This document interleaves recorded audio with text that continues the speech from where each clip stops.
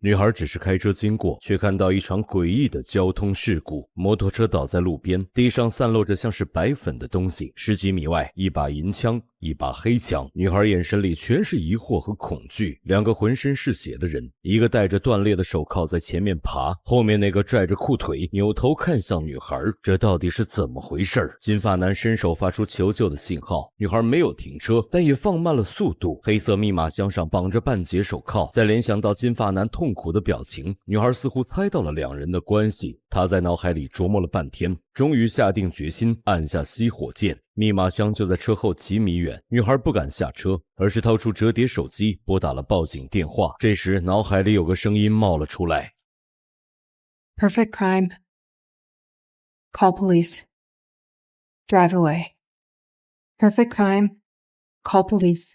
Drive away. Perfect crime. Call police. Drive away. 电话接通的那一刻，他做出了选择，选 A， 完美犯罪。他打开针线盒，那是他身为裁缝随身必备的物品，然后插入左右2根木棒，接着抽出1根针，用黄线从后视镜绕过去，拉长后从左侧透气窗伸出。他再拿起一捆红线，把第2根针也挂在窗外。你们猜他这是要干什么？女孩下车后，拽着2根针向后走。他小心翼翼，不让2根线纠缠在一起。金发男很是纳闷，这是遇到东方不败了吗？下一秒，女孩蹲下，将缝衣针穿过手铐链条，拉直起身，再戳进皮鞋鞋跟。后面的头盔男也看傻了，这姑娘不救人在玩什么呢？女孩也不说话，闷头拖着头盔男，将其摆放在金发男的对面，头尾相反。女孩拔出针，把红线从头盔男袖口穿出。到这里我有点看懂了，她是要给2个人一个公平对决的机会。女孩测量好距离，重新上车启动，线轱辘疯狂转动，几秒后见底，线的另一头竟然拴着枪托，一红一黄一黑一银，生死竞速赛开始了。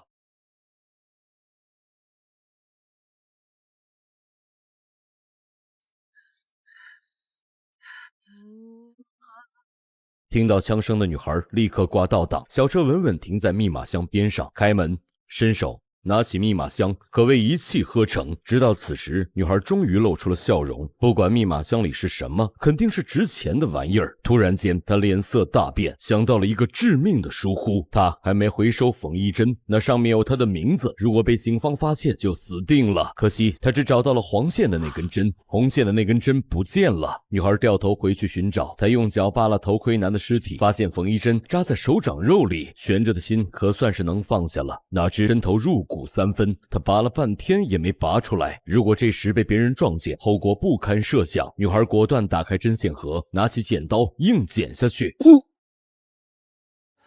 原来这就是剪映啊！崩飞的缝衣针不知所踪，女孩慌忙俯身寻找，压根没察觉头盔男睁开了眼。头盔男艰难地伸着手，打算偷摸开枪打死女孩。好在女孩膀胱扫去，抢先一步拿起瓦尔特 P99。不过他预判了你我的预判，并没有选择开枪，而是将金发男推走，再捡起白粉全部扔到草地里。处理完摩托车，再扔掉另一把手枪。他搬起头盔男，使出吃屎的力气将其抬进副驾驶。万没想到，插在石头缝里的缝衣针扎破了轮胎。女孩带着头盔男一路飞驰，转眼间回到了马家屯。车停在裁缝店门口，他像卸货一样把头盔男蛮横地拽出来。此时的轮胎丝丝漏着气，恰如头盔男所剩无几的生命值。女孩略作思考，想出另一个完美的犯罪计划。她要用店里的线将头盔男牢牢锁死，望着上千条线在身上缠绕，头盔男恨不得称其为千条妹。这还远远不够，千条妹拿出最粗的钢针，制作了一个机关，精妙到无法用语言描述。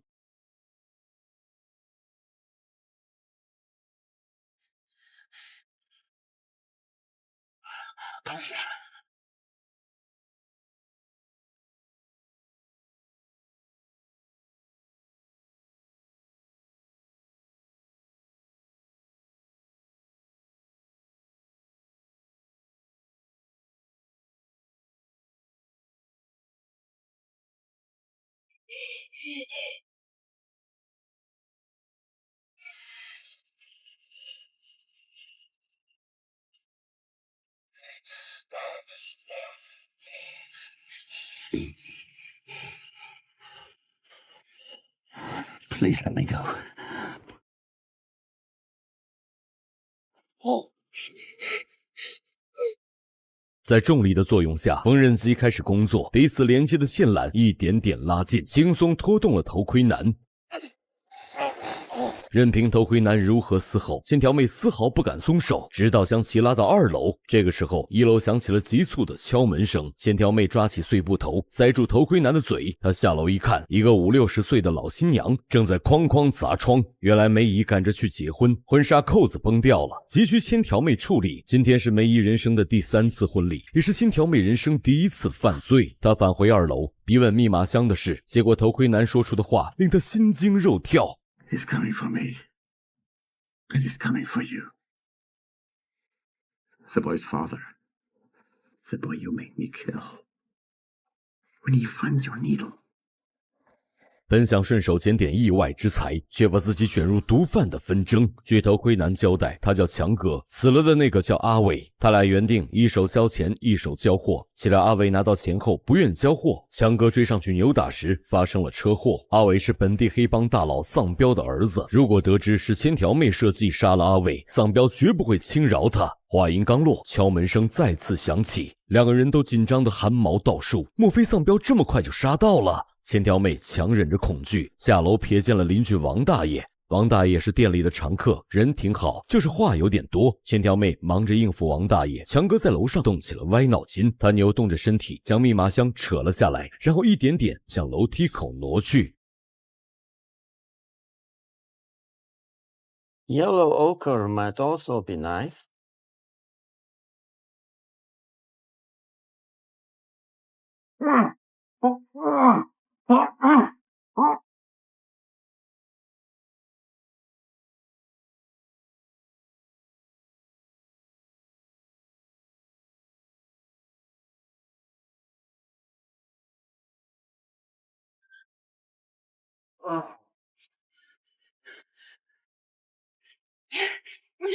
Tomorrow, right? Yes, Oscar. Until tomorrow. 这一顿极限操作，差点没把千条妹给吓尿了裤子。他瘫软在门口，深吸了几口气，聪明的脑袋瓜里又想出新的 B 计划。第一步，定针，在门上定针。第二步，穿线。门口的线穿好之后，再把线引到天花板，手法娴熟，令人眼花缭乱。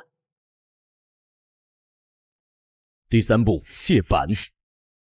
他把营业钟拿到楼梯上，给强哥做了套新装备。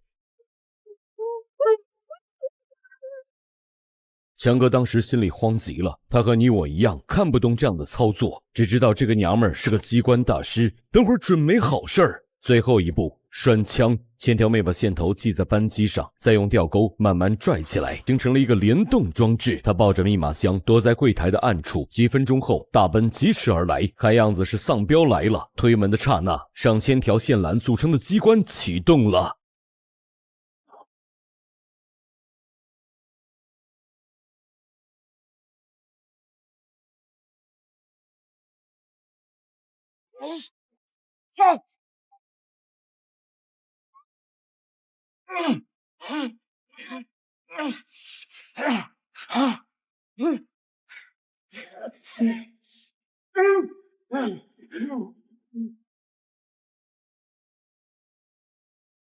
等丧彪干掉强哥，还没反应过来之际，千条妹抱着密码箱就逃。丧彪见状，抓起线缆从后门追了出去。两个人跑出2里地，毕竟女人体力不支，在半山腰就被丧彪追上，远远一枪命中脚踝。丧彪扑了上去，用线缆做成凶器，死死勒住脖颈。千条妹流着眼泪，拼命挣扎了几下后，意识渐渐模糊了起来。丧彪打开密码箱，清点了里面的100万现金，满意的转身离去。处于濒死边缘的千条妹，这才后悔当初选了 A。完美犯罪，现在看来他就不是这块料。那么如果选了 B， 打电话报警，他人生的结局会不会不一样呢？让我们把时间倒回1小时，来看第2个答案。还是千条妹，还是看到一样的车祸。这次他选择了报警，但他多了个心眼，提前把密码箱藏了起来。几分钟后，70多岁的警长抵达现场。人口稀少的马家屯，他是唯一的治安警察。警长看了一眼地上的伤员，然后捡起白粉闻了闻。经验丰富的他立刻明白过来，这是毒贩交易失败的结果。既然有白粉，那么钱在哪里？想到这里，警长让千条妹打开引擎盖。千条妹试图装傻蒙混过关，可警长不依不饶，强行掀开盖板，一看里面空空如也。绕车1周后，警长发现了奥妙，这么个小车背着那么大一坨装饰物，伸手轻轻一扣，密码箱就被拽了出来。警长对千条妹感到很失望，本来是见义勇为，现在变藏匿赃款，跟我走一趟吧。就这样，三人戴着手铐坐上车，老老实实跟着警长回到了马家屯派出所。警长把他们仨分别锁在角落里，开始挨个询问。阿伟面露恐惧，他不是怕坐牢，而是害怕自己的老爸丧彪。如果警长不放他们走，等丧彪觉察毒品交易失败，一定会找上门来灭口。警长觉得阿伟是在虚张声势，他可不是吓大的。更何况，作为兼职的婚庆司仪，隔壁还有一场婚礼要主持。千条妹瞄了一眼，发现结婚的人恰好是梅姨。此时房间里只剩3人，千条妹马上命令强哥脱裤子。都什么时候了，你还想着耍流氓？强哥解开皮带，再扯下鞋带。原来千条妹是要利用道具，把放在桌上的钥匙给勾下来。光这个还不够，千条妹从针线盒里取出一张纸，开始表演魔术。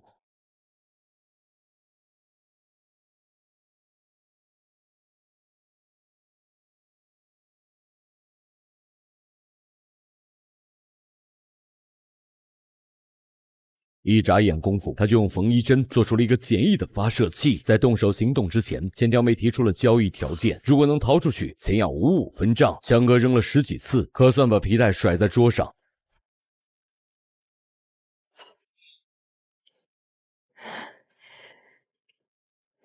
Pull carefully, very gently.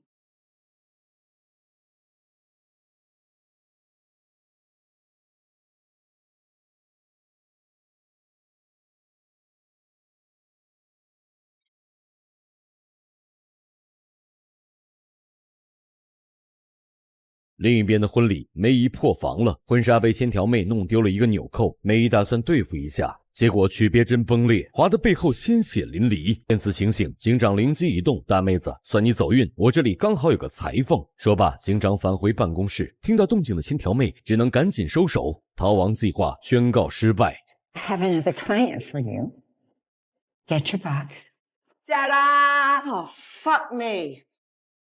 I'm a blood-soaked disaster, thanks to you. 千条妹给梅姨缝针的时候，瞥见房间里有监视器，还好刚才警长没发现，不然全完犊子。处理完婚纱，千条妹重新被锁回椅子上，警长顺手就把钥匙挂在了衣架上。随着婚礼继续进行，逃亡计划 2.0 也开始了。千条妹率先割断线缆，让监视器成了瞎子。接着轮到强哥扔皮带，有了上一次的肌肉记忆，这次皮带很快就被甩在了衣架上。千条妹含住套筒，对准皮带轻轻一吹，缝衣针正中目标。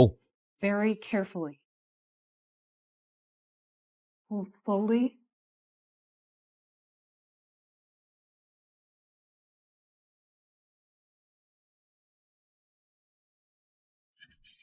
强哥轻轻拉着线，一寸一寸向后挪，手心都紧张的冒汗。等钥匙一到手，强哥却变卦了。他解开自己的手铐，完全不顾阿伟和千条妹，像蜥一样爬行在桌边，将密码箱攥在怀里。拜拜了您嘞！强哥消失在门后，千条妹也只能干着急。不过他稍作思考，就又想到了另一个逃生办法。他站起身，扯下剩余的线缆，娴熟无比地剥开塑料皮，露出了里面的铜芯。先这样一下，再那样一下，最后再这样一下。 一个简易的插头就做好了，只要用线慢慢对准插头，就能造成大面积短路。说时迟，那时快，丧彪举枪闯入派出所。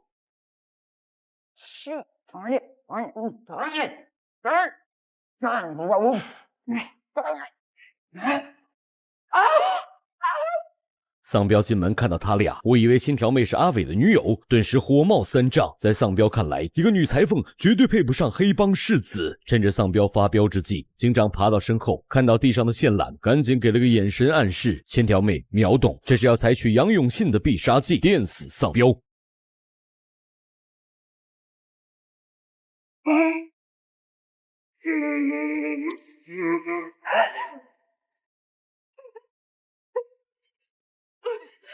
丧彪飘着烤肉味儿倒下了，千条妹腹部中了2枪，可谓是肝肠寸断。处于濒死边缘的千条妹后悔第2次选了 B， 报警有屁用啊！还还不如自己逃命算了。那如果选了 C， 他的人生结局又会怎样呢？让我们再次时间倒流1小时，来看看终极答案。第3次回到车祸现场，望着地上的2人，千条妹不带一丝犹豫地离去。可回到快要倒闭的裁缝店，她实在是心有不甘，抓起纽扣，紧握方向盘，眼瞅着还有几百米，她看到了丧彪。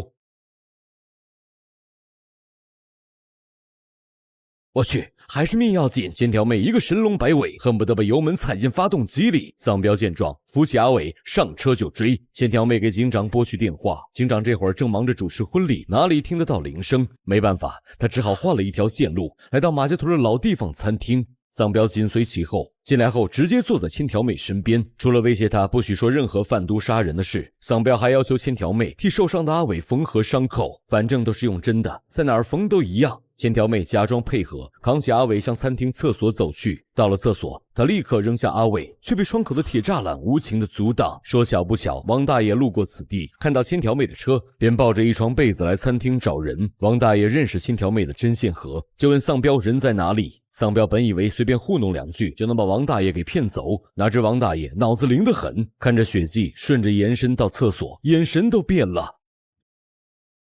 王大爷起身冲向厕所，此时的千条妹还在布置机关。No matter what happens, don't let go of this. This is your lifeline, okay? Listen closely. Barbara, you in there? The second, then the first. Barbara! Barbara! Barbara! 下一秒门开了，王大爷看到千条妹，当时愣在原地。没事就好，你们先忙，我回头再找你缝被子。小风波过后，千条妹坐在丧彪身边，手藏在桌布下，紧紧拉着线头。丧彪和天下老父亲都一样，忙着教育阿伟要如何做一个绝情的黑帮2代。千条妹一刻不敢耽误，小手在暗处不停穿梭，布置着精妙的机关。线头在扳机上打了个结，她再用另一根线从鞋带处穿过，慢慢套在枪管上。等这些都布置好之后，她突然打开针线盒，在餐厅里大声唱歌，翩翩起舞。看似凌乱的舞蹈，神经病一样的举动，实则是他神一般的走位。长线慢慢绷紧，只等阿伟发起最后一击。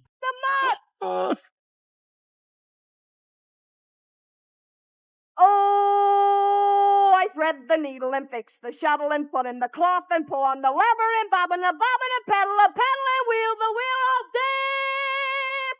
Oh, the sewing machine, the sewing machine, the sewing machine, the sewing machine is a girl best friend.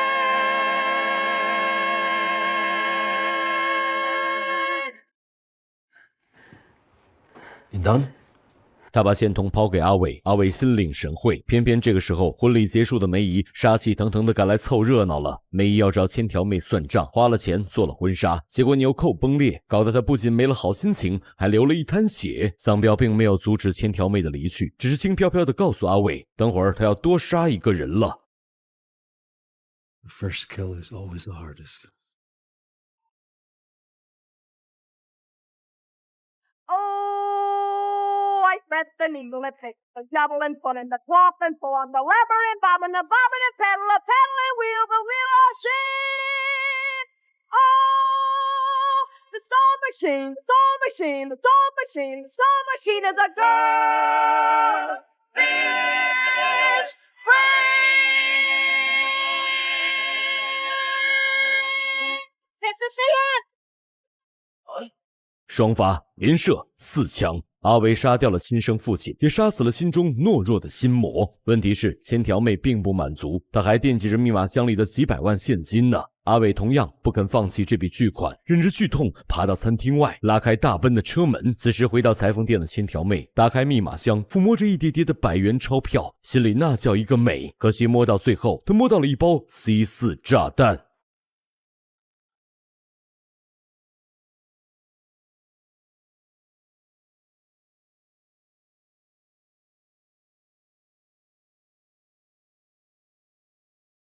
等阿伟开车赶到，千条妹都快被烧成8分熟了。她在濒死边缘，想起了母亲的教诲，或许当初就该好好利用天赋，把裁缝这份事业给做好。让我们最后穿越回2小时前，看看千条妹能否摆脱必死的命运。当时梅姨让千条妹给婚纱缝纽扣，梅姨嘴巴特别毒，一个劲儿的嘲讽千条妹没能守好这家100年老店。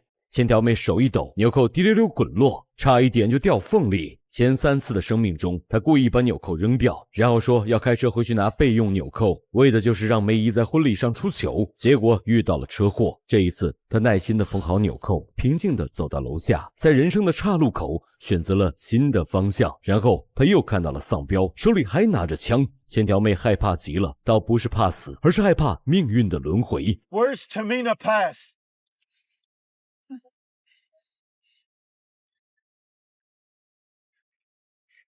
Wait. 万万没想到，丧彪问了路之后，反手丢进3万欧元，开着大奔扬长而去。那一瞬间，千条妹眼泪夺眶而出。人类越是工于心计，就越适得其反。现在他来到了下一个路口，又该何去何从呢？而我说完今天的故事，只想问大家一个问题：人生真的选择比努力更重要吗？